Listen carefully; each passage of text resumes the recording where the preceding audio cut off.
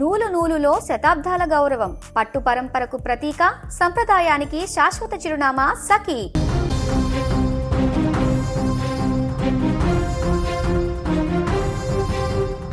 ఒక భాష కాదు, ఒక రాష్ట్రం కాదు, యావత్ దక్షిణ భారతదేశమే ఇవాళ ఒక్క గొంతు కోసం కన్నీరు పెడుతోంది.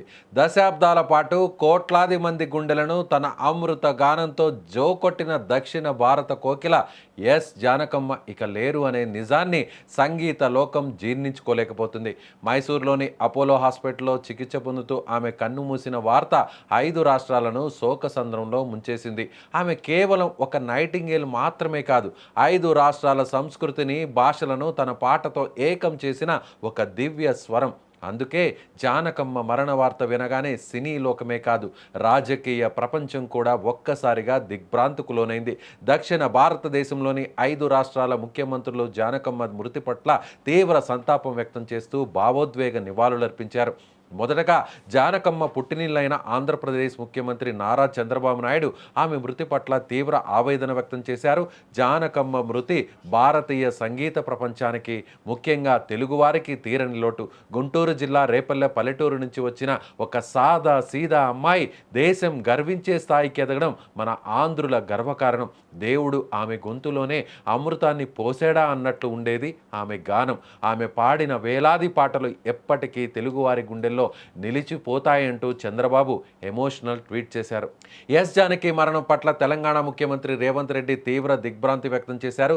తన గాత్రంతో నవరసాలను పలికించిన ఆమె తన తెలుగు గడ్డపై జన్మించినందుకు ఎల్లప్పుడూ గర్వంగా భావిస్తానని ఈ సందర్భంగా రేవంత్ రెడ్డి అన్నారు. ఆమె మరణం భారతీయ చిత్ర పరిశ్రమకు, సంగీత ప్రియులకు తీరని లోటని ముఖ్యమంత్రి కార్యాలయం ఒక ప్రకటనలో పేర్కొంది.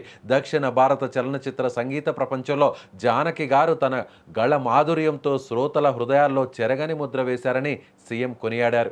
అనేక చిత్రాల్లో పాత్రోచితంగా, సన్నివేశాలకు అనుగుణంగా భావోద్వేగాలను పలికిస్తూ ఆమె పాడిన పాటలు సంగీత ప్రియులను మంత్రముగ్ధులను చేశాయని పేర్కొన్నారు.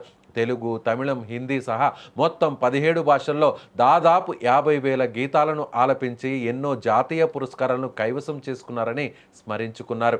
జానకి ఆత్మకు శాంతి చేకూరాలని ప్రార్థిస్తూ శోకతప్త హృదయాలైన వారి కుటుంబ సభ్యులకు ముఖ్యమంత్రి తన ప్రగాఢ సానుభూతిని తెలియజేశారు. జానకమ్మకు కర్మభూమి అయిన తమిళనాడు ముఖ్యమంత్రి దళపతి విజయ్ ఈ వార్త విని తీవ్ర భావోద్వేగానికి లోనయ్యారు. నన్ను సొంత కొడుకులా ఆదరించిన అమ్మ ఆమె.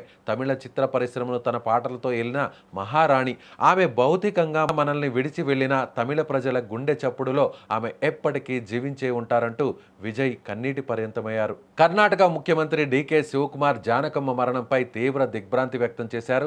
జానకి గారి మృతి అత్యంత బాధాకరం. కన్నడ సినీ పరిశ్రమకు ఆమె చేసిన సేవలు అజరామరం. కన్నడంలో ఆమె పాడినన్ని పాటలు బహుశా ఎవరూ పాడి ఉండరు. మైసూరులోనే ఆమె ఆఖరి శ్వాస విడవడం కర్ణాటకతో ఆమెకున్న బంధాన్ని తెలియజేస్తుంది. కన్నడ కంఠీరవ రాజ్ కుమార్ గారితో ఆమె పాడిన పాటలు ఒక చరిత్ర. కర్ణాటక ఒక గొప్ప గాన సరస్వతిని కోల్పోయిందని ఆవేదన వ్యక్తం చేశారు కర్ణాటక సీఎం. గాన కోకిల, ప్రముఖ సింగర్ జానకమ్మ మృతి పట్ల కేరళ సీఎం సతీశన్ దిగ్భ్రాంతి వ్యక్తం చేశారు. జానకమ్మ పాడిన మలయాళ పాటలు కేరళ సంస్కృతిలో భాగమైపోయాయి. ఒక పరభాషా గాయని అయినప్పటికీ మలయాళాన్ని ఆమె పలికిన తీరు అద్భుతం. ప్రతి మలయాళీ ఇంట్లో జానకమ్మ పాట నిత్యం వినిపిస్తూనే ఉంటుంది. ఆమె భౌతికంగా లేకపోయినా ఆమె పాడిన అమర గీతాలు చరిత్రలో ఎప్పటికీ చెరిగిపోని ముద్రగా నిలిచిపోతాయంటూ సీఎం నివాళి అర్పించారు. చూశారుగా, ఒక కళాకారునికి సరిహద్దులు ఉండవు, భేదాలు ఉండవు అనడానికి జానకమ్మ గారి జీవితమే నిదర్శనం. ఇవాళ 5 రాష్ట్రాల ముఖ్యమంత్రులు, పార్టీలకు, రాజకీయాలకు అతీతంగా ఒకే గొంతుతో ఆ గాన కోకిల మృతికి కన్నీటి నివాళులను అర్పించారు అంటే ఆమె భారతదేశ కీర్తి కిరీటంలో ఎంతటి మహోన్నత వజ్రమో మనకి అర్థమవుతుంది.